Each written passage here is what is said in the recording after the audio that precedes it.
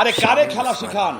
নারায়ণগঞ্জ আমারে ৪ আসনের আমাকে আওয়ামী খেলা লীগ দলীয় শিখাবেন? সংসদ প্রভাবশালী আমরা আওয়ামী তো লীগ আমি নেতা ছোটবেলার খেলোয়াড় রে ভাই, বেশি বড় খেলোয়াড় হতে পারি নাই, তবে একটু মাথার তার ছিঁড়া খেলোয়াড় ছিলাম আগে। আসসালামু আলাইকুম রহমতুল্লাহ। ভিউয়ার্স, আশা করি ভালো আছেন। যে যেখানে আছেন, দেশে অথবা দেশের বাইরে, সবাইকে শুভকামনা।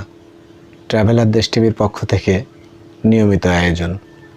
আমাদের আজকের বিষয়টি হলো, হঠাৎ করেই শামীম ওসমানের দেখা মিলল।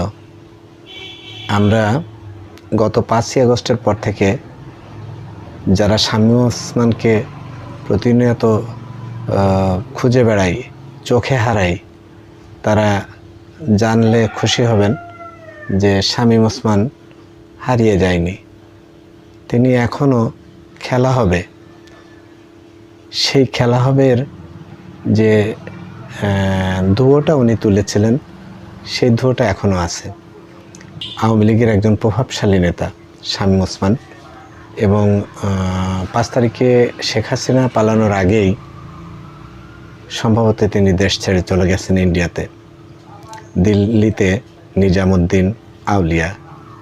হ্যাঁ ভিউয়ার্স, দিল্লিতে নিজামুদ্দিন আউলিয়া, সেই আউলিয়ার মাজারেই তার সাথে দেখা মিলল। ভিউয়ার্স, এ ব্যাপারে কালবেলা একটা নিউজ করেছে, এই নিউজটা আমরা শুনব।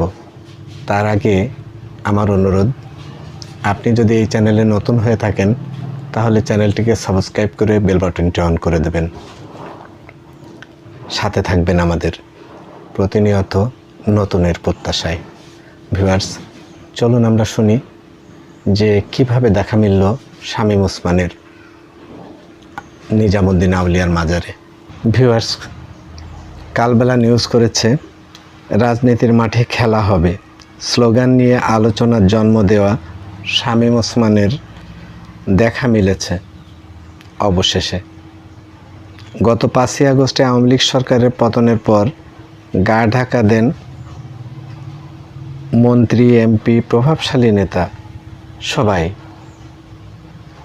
নারায়ণগঞ্জ 4 আসনের আওয়ামী লীগ দলীয় সাবেক সাংসদ, প্রভাবশালী নেতা, সংসদ সদস্য শামীম ওসমানেরও দেখা যাচ্ছিল না এতদিন। তিনি দেশে আছেন নাকি দেশের বাইরে, নাকি দেশ ছেড়েছেন, তা নিয়ে ছিল জল্পনা কল্পনা। সেই জল্পনা কল্পনার অবসান ঘটিয়ে এবার দেখা মিলল শামীম ওসমানের শুক্রবার 6 সেপ্টেম্বর রাতে তাকে দিল্লির নিজামুদ্দিন আউলিয়ার মাজারে দেখা গেছে। ভারতের একটি বিশ্ববিদ্যালয়ের অধ্যয়নরত শিক্ষার্থী, যিনি জন্মগত বাংলাদেশি, আকাশ হক তার নাম, তাকে মাজারে দেখেছেন ও ছবি তুলেছেন বলে তিনি দাবি করেন। প্রমাণস্বরূপ শামীম ওসমানের ছবিও তুলেছেন এবং ওই শিক্ষার্থী সেই ছবিটি সামাজিক গণমাধ্যমে এটা প্রকাশও করেছেন। ভিউয়ার্স, প্রভাবশালী সাংসদ শামীম ওসমানের সঙ্গে তার পরিবার পরিজনও ছিলেন। ছবিতে দেখা গেছে শামীম ওসমান গাঢ় গোলাপি রঙের হাফ হাতা একটি শার্ট ও ছাই রঙের একটি প্যান্ট পরে মাজারের মূল বেদির সামনে দাঁড়িয়েছিলেন।